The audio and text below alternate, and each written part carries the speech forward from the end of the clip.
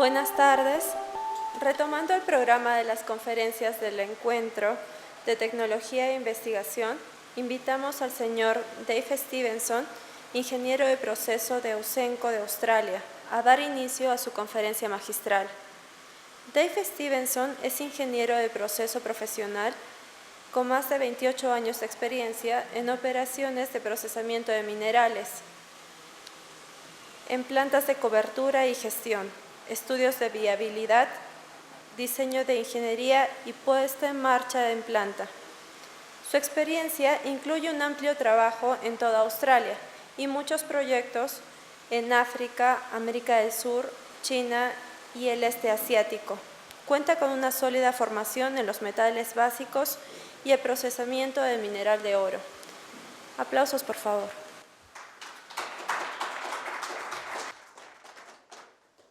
Buenas tardes. Good afternoon, ladies and gentlemen. This presentation is titled The Constancia Project Process Plant Design and Startup.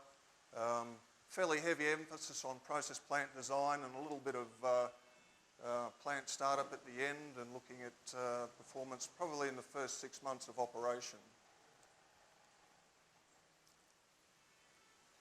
The format for the presentation, run through project scope, the location, a bit about the background and leading into the development of the project, some overview of the process plant, the design approach that Ausenco took in developing the plant design, and then looking through the various areas of the process plant, the design, key parameters or key criteria that we used in designing the plant, and then finally plant startup.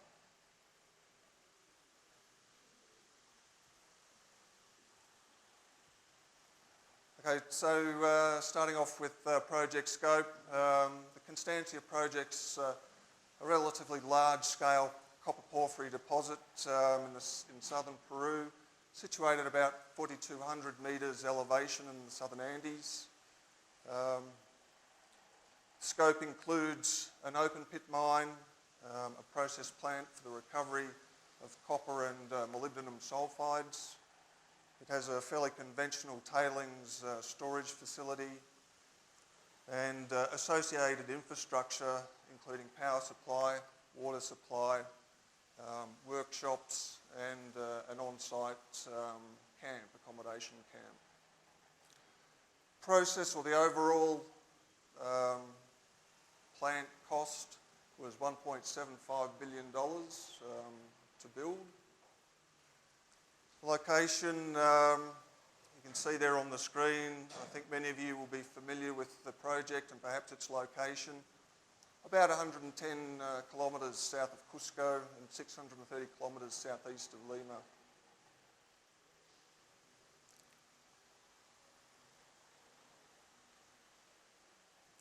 I'll get that right. So just running through the background of the project. Back in 2009, GRD Minproc, now AMEC, completed a DFS or definitive feasibility study for the project. In the following year, Norsemont, who were the then owners of the project, contracted Ausenco to undertake a feasibility study optimisation review. So looking at the AMEC study and seeing what additional value that could be created for the project. In February the following year, Ausenco completed a technical study with further input from SRK and Knight Piésold for mining and tailings management solutions.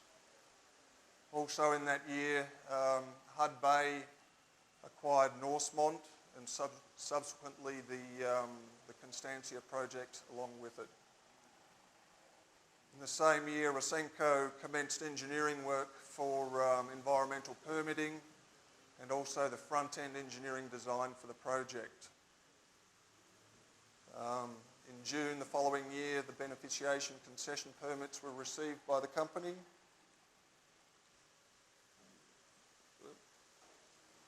And in August 2012, Hudbay's board approved construction of the project.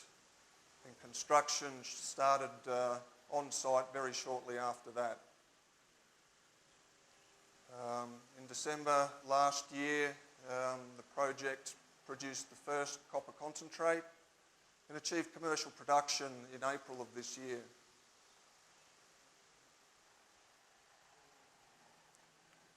So just a few words. This slide sort of gives you a bit of an overview of the deposit mineralogy.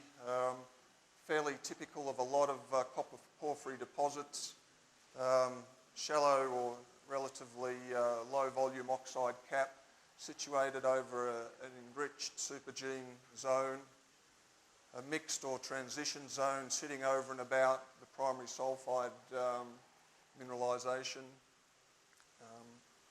Importantly, from a metallurgical perspective, the pyrite to chalcopyrite ratio is relatively low, ranging from 1:1 up to about 2:1, which made the metallurgy a little bit easier. Oxide mineralisation in terms of volume is low and was really uneconomic to process as evaluated in the feasibility study. The other point to note too is that mineral liberation or grain size is such that mineral liberation is readily achieved at conventional grind sizes.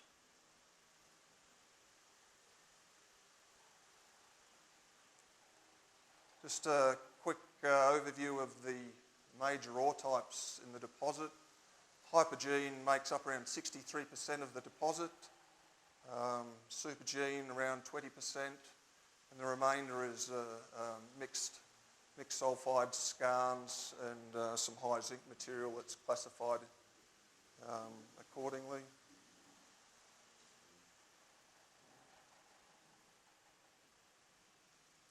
So just a brief overview of the plant and what's the scope of the plant. Fairly conventional, nothing surprising really. Primary crushing through to stockpile and reclaim. There's a dual grinding circuit. Pebble recycled because the ore competency starts off relatively soft, and pebble crushing is introduced in year 6. Copper flotation and regrinding. Copper concentrate thickening, dewatering with filtration, tailings thickening. There's also a molybdenum flotation plant, concentrate dewatering, and obviously reagents and services to service those plants. This doesn't, you probably, it's a bit difficult to see this one, and I won't labour the detail here, but you can see the flow sheet. It's a schematic. It also shows the pebble crushing just up here and in here, which is shown as future. You see pebble recycling and pebble crushing, but one's, they're not installed simultaneously. Pebble crushing comes in year 6. And we'll go through some of the detail around the flow sheet here as I go through rather than talk through it now.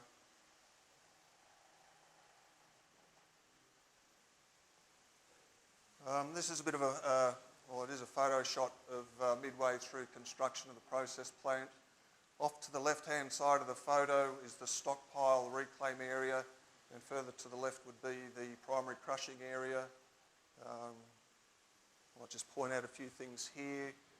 It's a bit hard to see. I think this region or this area here is the grinding circuits, the copper flotation area, copper concentrate dewatering area through here, the moly plant and dewatering above that here, tailings thickener, tailings pumping stations located below that, and in the foreground you see the process water pond and plant site runoff ponds. So just a quick look at the design basis or throughput summary. Originally detailed engineering and design set out for a plant capacity of around 25 million tonnes per year, or 76,000 tonnes per day if that's what you're used to understanding. In total, it's parallel grinding lines, so 38,000 tonnes per day through each line. Partway through the detailed engineering design, we made a number of minor changes with HUD Bay that would allow plant capacity to increase, and that's the note on the bottom there that you can see. The plant is capable of treating up to approximately 86,000 tonnes per day, depending on ore competency and SAG mill feed size at the time. So average ore throughput is expected to approximate at least 80,000 tonnes per day. Just a brief note there, design basis for the plant, primary crushing, fairly typical 70%, grinding and flotation based on 91%, up to 94% in further years, and concentrate filter operation around 82%, which is based on 90% of the 91% that the grinding and flotation plant operates.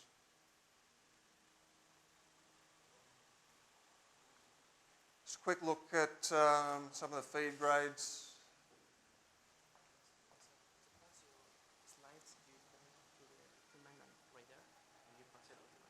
Okay, push the point up here, yeah? Yeah. Okay. The average feed grade for the deposit, just under 0.4% copper, around 105 grams per tonne molybdenum. Average concentrate grades are listed there, 26% copper, although we would expect to achieve significantly higher than that the majority of the time. Moly concentrate around 45% or higher. And average recoveries for copper around 89 to 90% and 55% for the molybdenum flotation plant.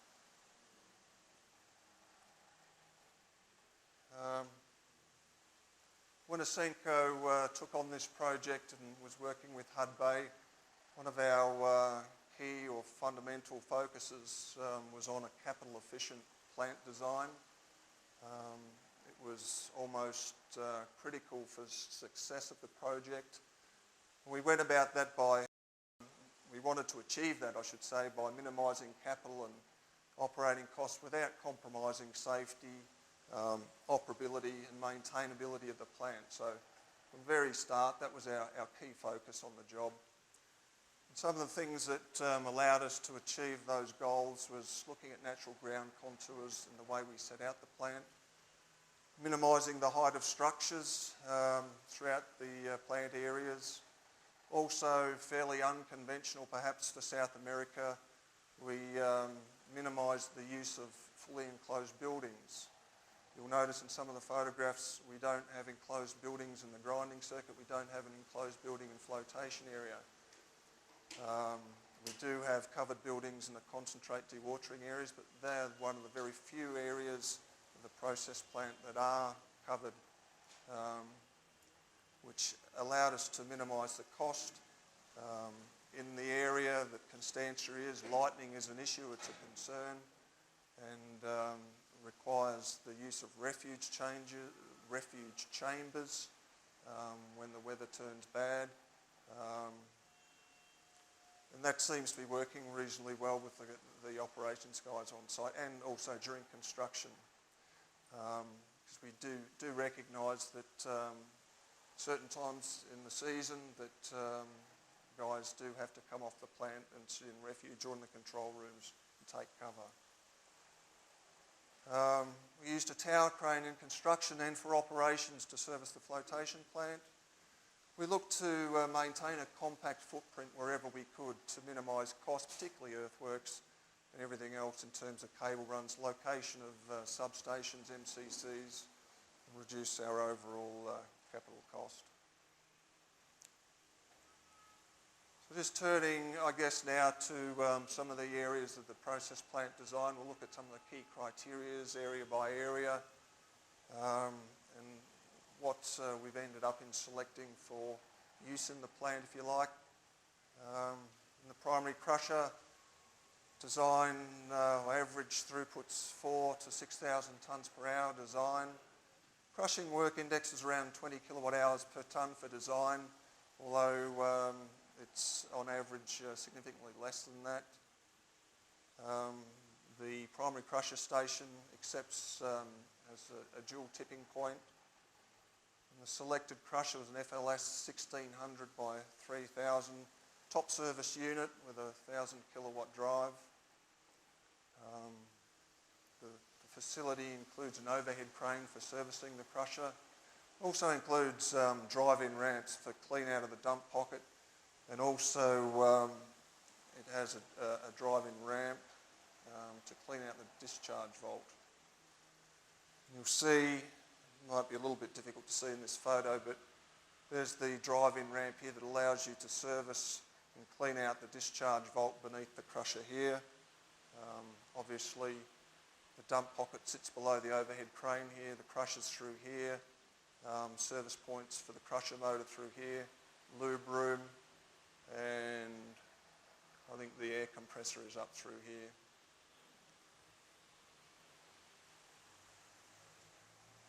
Stockpile reclaim, again it's a single open conical stockpile, around 16 hours live capacity depending on the ore characteristics and the moisture. Total capacity is around 200,000 tonnes. Dual reclaim lines because we have two parallel grinding circuits, so that necessitated two parallel reclaim lines. Free draining tunnels, so we don't have pumps in the tunnels. We have a common ventilation system that services the reclaim tunnels. That's just a shot of the stockpile after startup in one of the reclaim tunnels. The bin here is for SAG mill ball addition, so front end loaders tip your balls in here. There's a feeder arrangement that drops onto the SAG mill feed conveyor, feeding the SAG mills. Moving on through to grinding, this is just a summary of the ore competency and hardness that was used to size the grinding circuits. Note there is we used a P75, 75th percentile of the ore hardness parameters in the absence of any other relationships linking ore properties to the block model. You can see there the harder ores being the hypogene through the supergene and skarns being relatively less competent and less harder than the hypogene ore.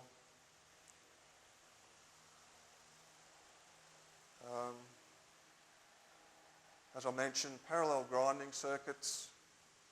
The selected grinding circuit was based on dual pinion geared mills. The original feasibility study used wraparound or gearless motor drives. I think it was a 28 megawatt SAG mill followed by I think a couple of 16 megawatt ball mills. And during our optimisation review, we saw value in being able to increase or marginally increase throughput from the existing grinding circuits with the installation of two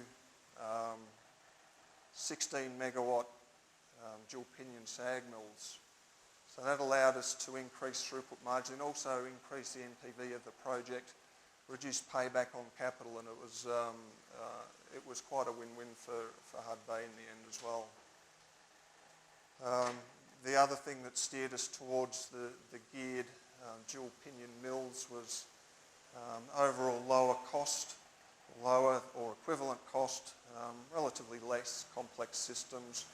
At the time we were doing the design, there were a number of potential issues and risks associated with GMDs that people were having problems with.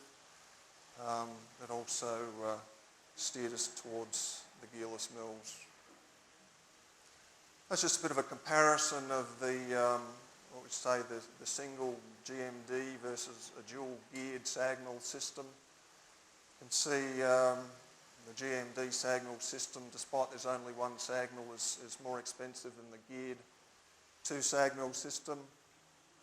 When you throw in the additional reclaim and SAG mill feed facility that you require for the dual system, the total is still slightly less than the single SAG mill system. 76 for the GMD, or 76 million for the GMD system versus around 70 million for the geared sag mill system. So this slide just gives you an overview of the selected grinding circuit, size of the mills. So each grinding circuit comprised a 16 megawatt sag mill and a 16 megawatt ball mill. Commonality of motors and gear drives allowed us to maintain commonality of spares as well, so we didn't have different spares, different motor sizes for the different mills. And each circuit had Warman 650 cyclone feed pumps and Krebs G-Max 26 hydrocyclones. Average feed rate just over 1580 tonnes an hour and a grind size of 106 microns. As I mentioned earlier, in year 6, when the hypogene ore begins to dominate, we're required to install the pebble crushers rather than straight pebble recycle, so going from SAB to an SABC configuration. Just a few notes there. There was an overhead crane installed to service the cyclones and add balls to the ball mills. We didn't have cranes to service the actual mills themselves. That would be done by a mobile crane as required. Drive-on ramps to service the grinding floor for reline purposes.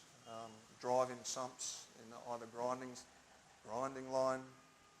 And the usual mill feed chute transporters and liner handlers, dedicated liner handlers for each of the sag and ball mills. This is just a bit of a model shot of how the grinding circuit ended up. Obviously your sag mill feed conveyors coming in to each of the two sag mills. Behind that you have your ball mills.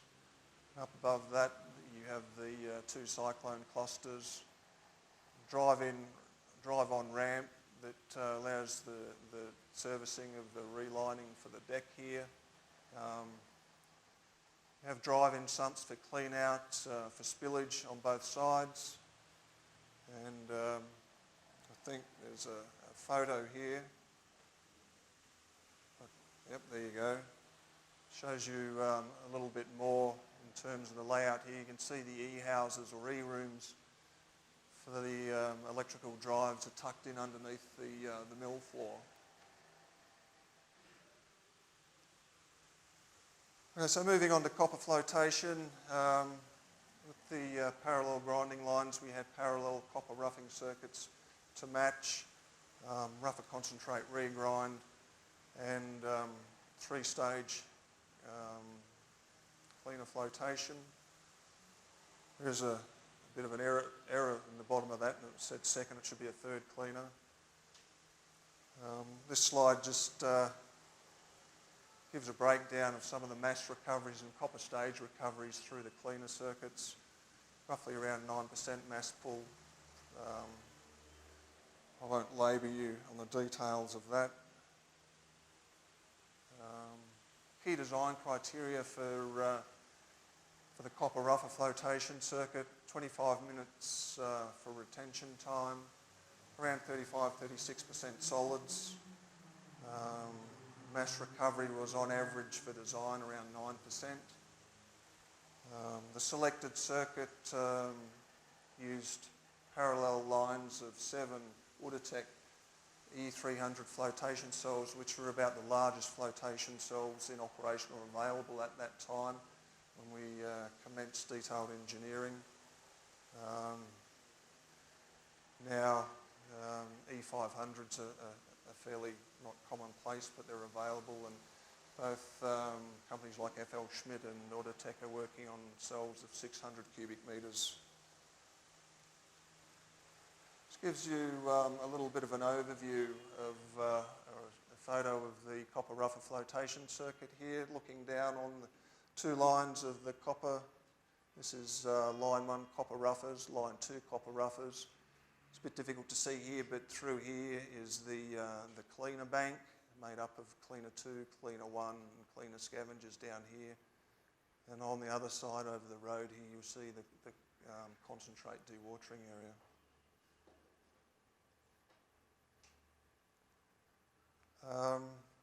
Said the mineral liberation was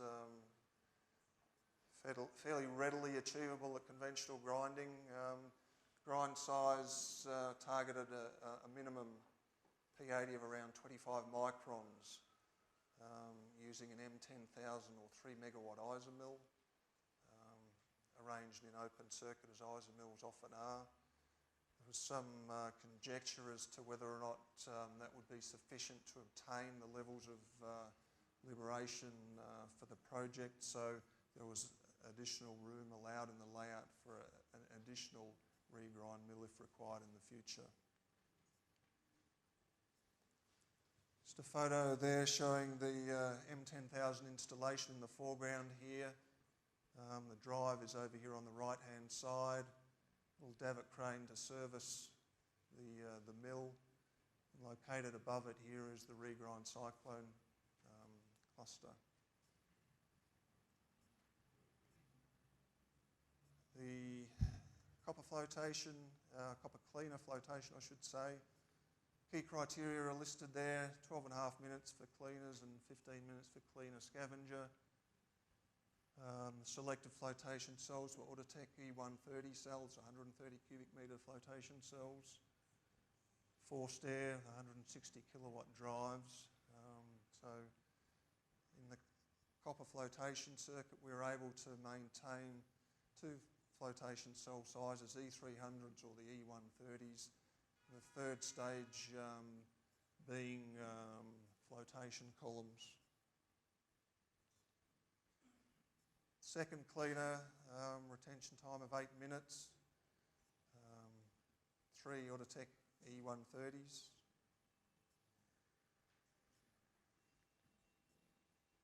The third cleaners consisted of 2 CPT flotation columns in parallel, around just under 5 metres diameter by 12 metres high. Each of those column cells used cavitation air sparging system to generate a fine bubble for cleaner flotation. Associated with the copper flotation circuit was an Autotech Courier on-stream analyzer system for monitoring copper grades and densities, low pressure air blowers for the tank cells, dedicated compressors for the column cells. As I mentioned, the circuit was serviced by an overhead or tower crane, and plant also had maintenance stands for in-plant maintenance of the cell rotors and stators. Moving on to copper concentrate thickening, nothing unusual with the concentrate settled reasonably well. Unit settling areas of around 0.2 tonnes per square metre per hour, achieving underflow densities up close to 60% solids. Both the bulk copper moly concentrate thickener and the final copper concentrate thickener were 24 metres diameter. It's a photo of both of the thickeners there. The one on the right here you see is the final copper concentrate thickener. One on the left is the bulk copper moly concentrate thickener. In between here are the filter feed tanks, which feed the 2 Larox copper filters situated in this filtration building here.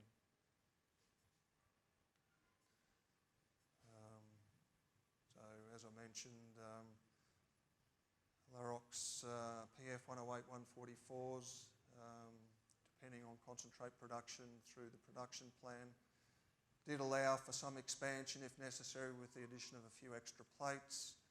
They were connected to dedicated compressors and receivers. Total filter feed capacity was around 97 tonnes per hour of copper concentrate. Filter feed tank capacity was around 24 hours total.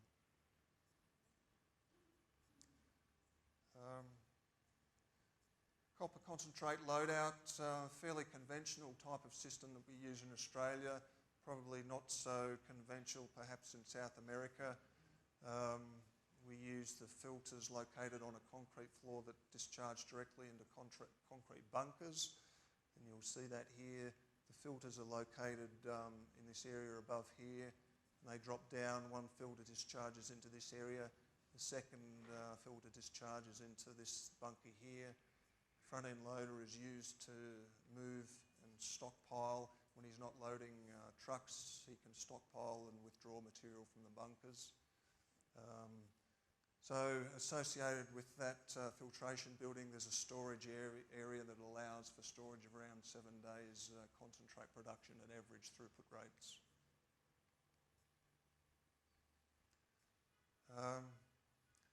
So from our rougher flotation and cleaner scavenger,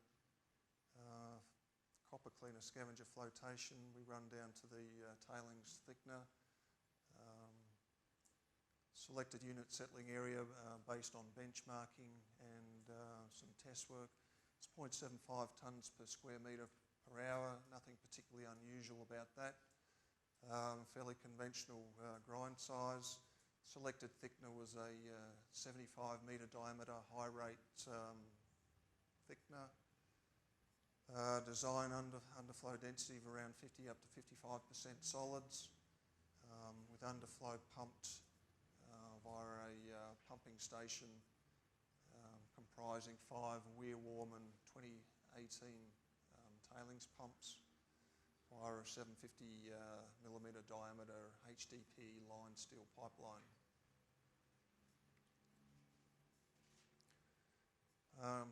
There you can see, that's just a photo of the tailings thickener, big green, the process water tank is down the back here, so tailings thickener overflow gravitates down to the tailings, the process water tank here, and that's pumped back up through this green line to a header in the top of the grinding and flotation area. Okay, so from our plant, final copper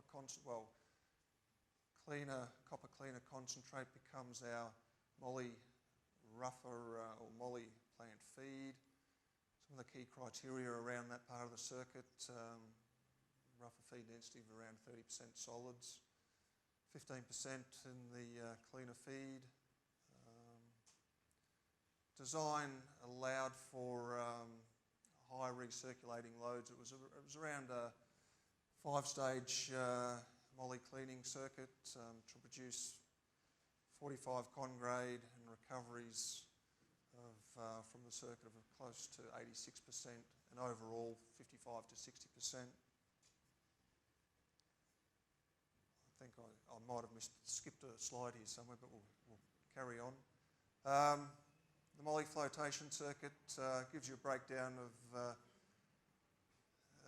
that in fairly bit of detail there. 2-stage rougher conditioning for dilution initially from the bulk copper moly concentrate thickener, pH and EH control, a bank of mechanical rougher flotation cells,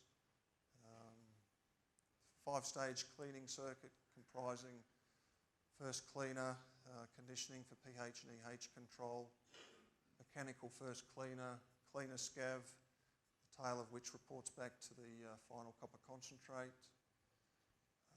second, third and fourth cleaners in mechanical flotation cells, and the 5th cleaner being a small Jamison cell with froth washing to produce final molybdenum concentrate. The slide here just gives you a breakdown of mass and moly stage recoveries through the circuit. I won't spend too much time going through that.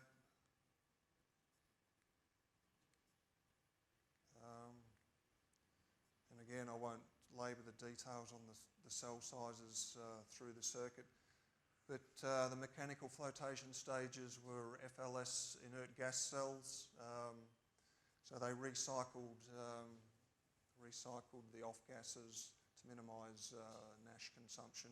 There was also nitrogen purge used to maintain an inert atmosphere minimise NASH consumption through the plant.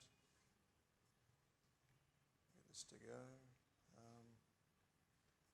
A couple of photos of the molybdenum plant close to completion. On the left-hand side, you can see down through here, there's the moly rougher circuit, one of the first cleaner and cleanest scavenger banks, the inert gas cells here. And over here on the right-hand side is a shot of the cleaner 5 or Jamison flotation cell.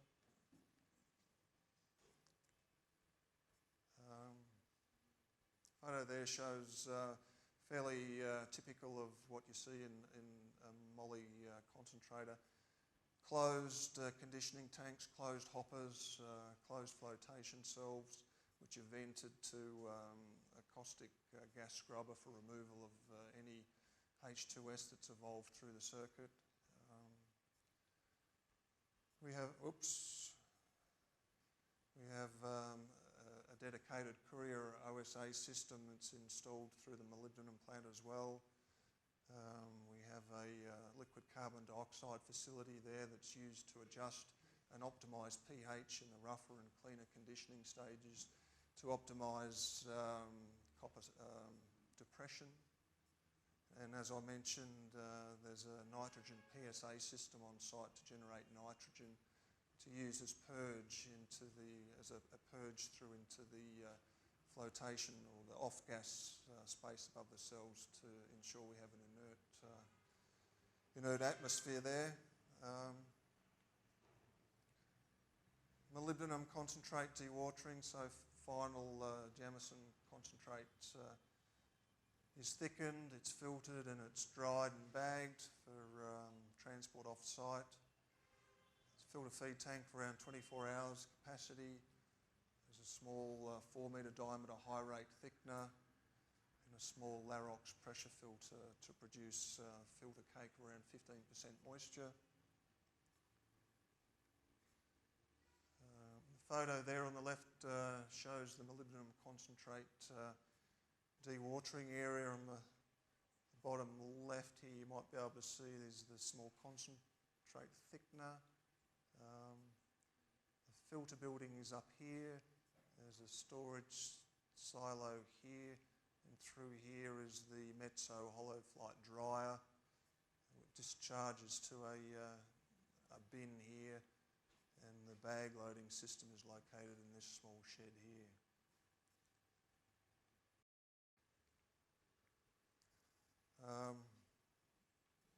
Many of you will appreciate that moly flotation plants can have the potential to generate hydrogen sulfide, which is toxic and can be fatal.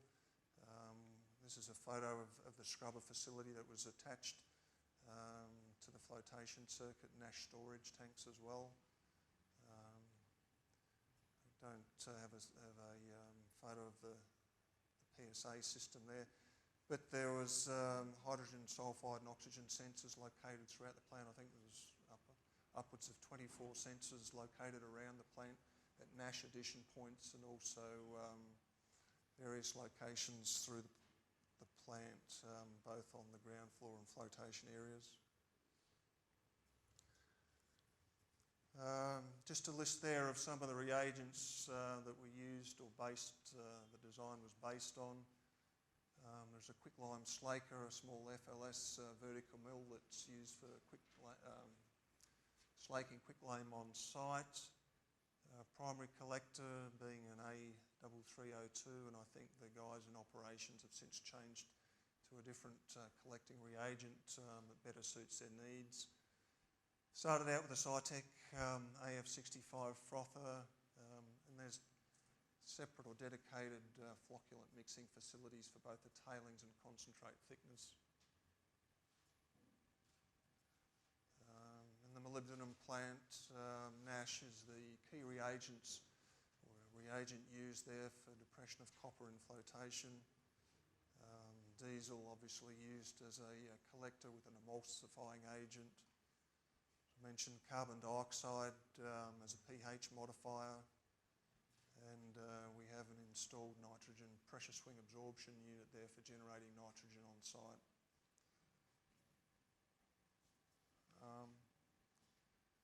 Nothing too unusual around the process water circuits, although I will mention during the detailed engineering design, the water balances that were being conducted at the time were showing very tight water balance with respect to water supply.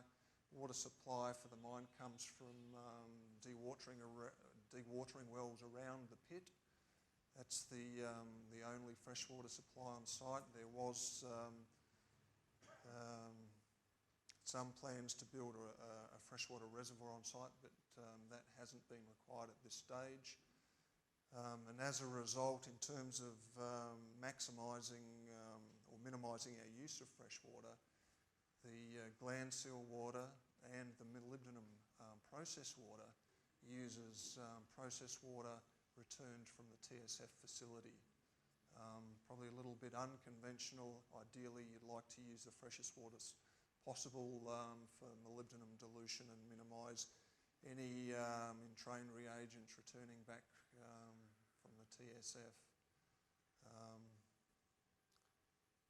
So that's something a little bit unusual about the water circuits there at Constancia.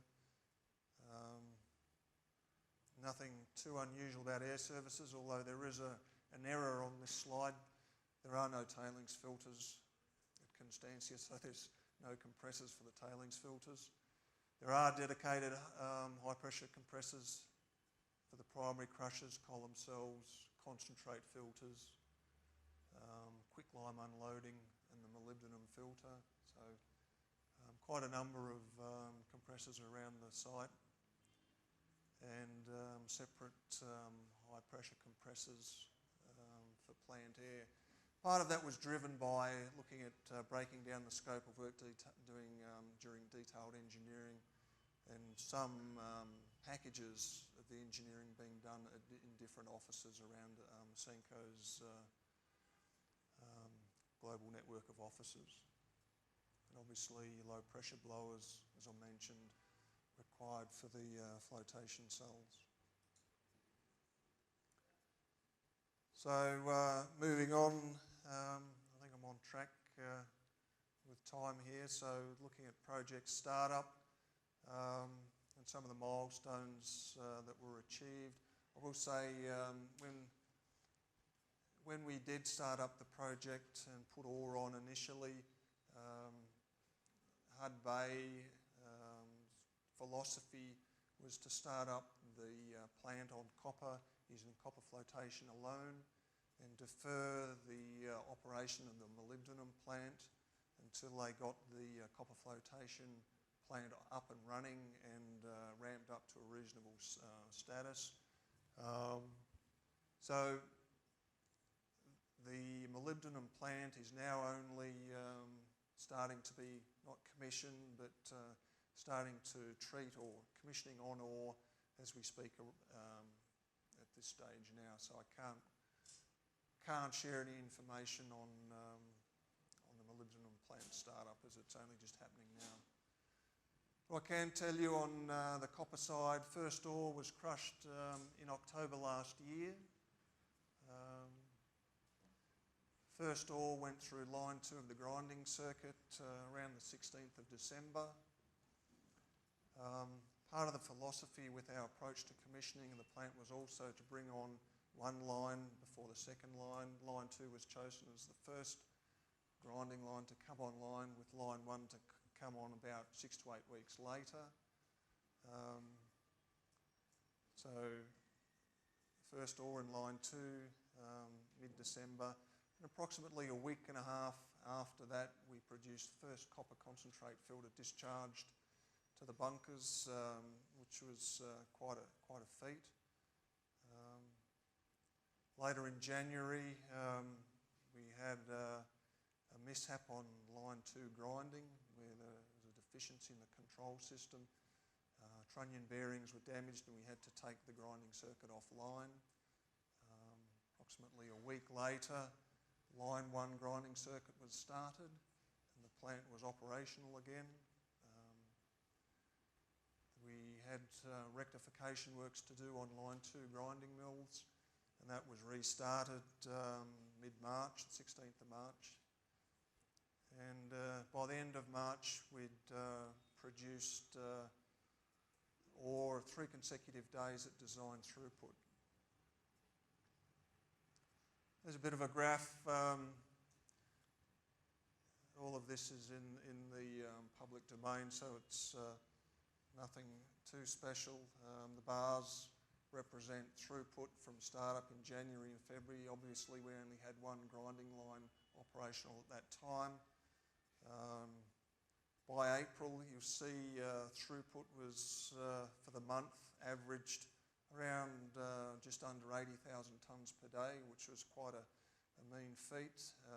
The red line shows the copper head grade, starting off relatively low and commissioned on lower grade material, obviously. We did have some problems early on with a bit of oxide copper and weathered ore in the grinding circuit, highly variable material coming into the flotation plant, as you might expect, with varying amounts of copper sulfides being pulled into the regrind circuit as well. Quarter 2 this year, average throughputs were down a little bit, closer to 70,000 on a 0.6 head grade. Since that time, I think there's a note on the bottom there, in July when this presentation was being prepared, daily throughput was averaging approximately 80,000 tonnes a day, and copper recoveries were up to 75%. And I think I haven't, in speaking to the Constancia guys, throughput remains on track and on target. Throughput's probably above forecast.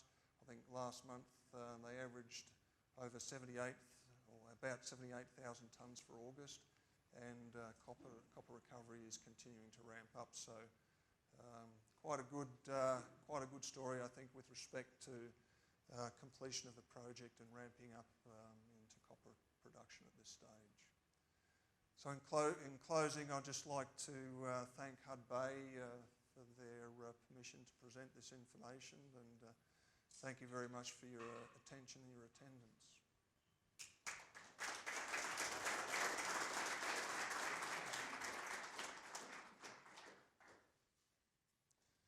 I think I might have to put this on just in case there's any questions.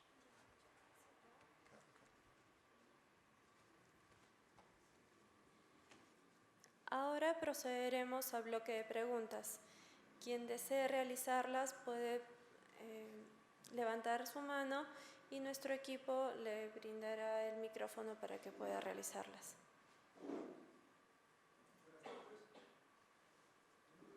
Pablo, y deseo hacerle algunas preguntas. ¿Cuál es el valor promedio del mineral de Constancia?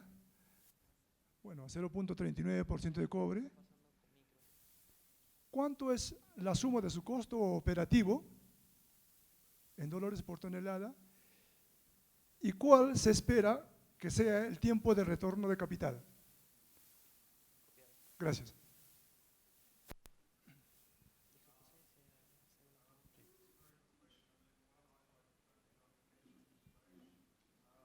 Probably, perhaps some of the Hud Bay people may be able to respond to that.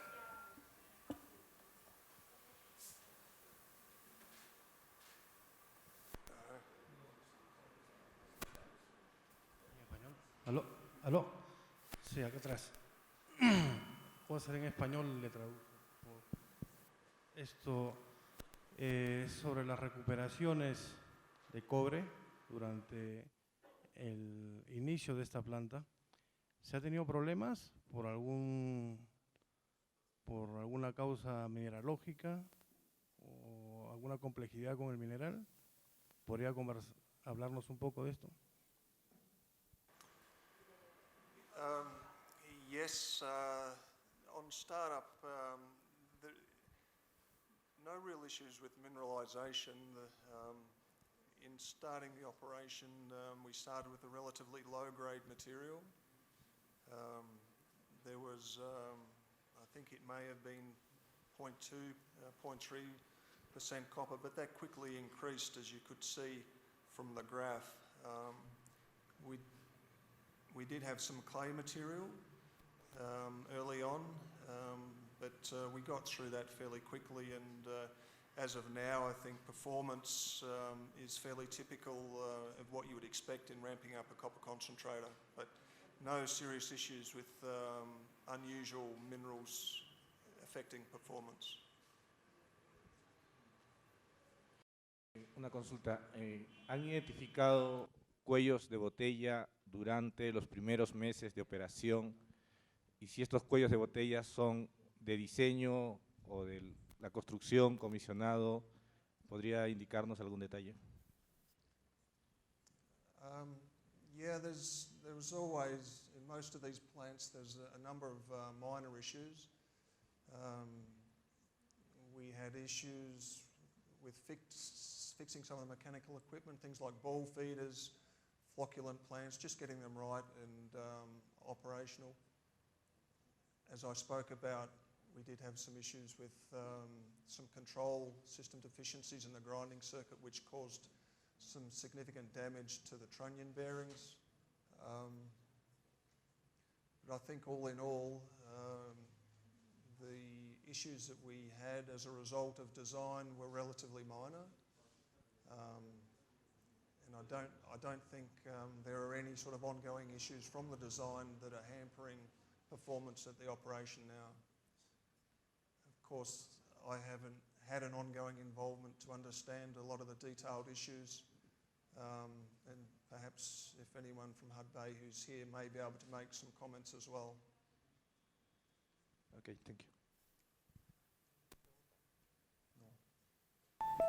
El señor Dave Stephenson, thank you very much.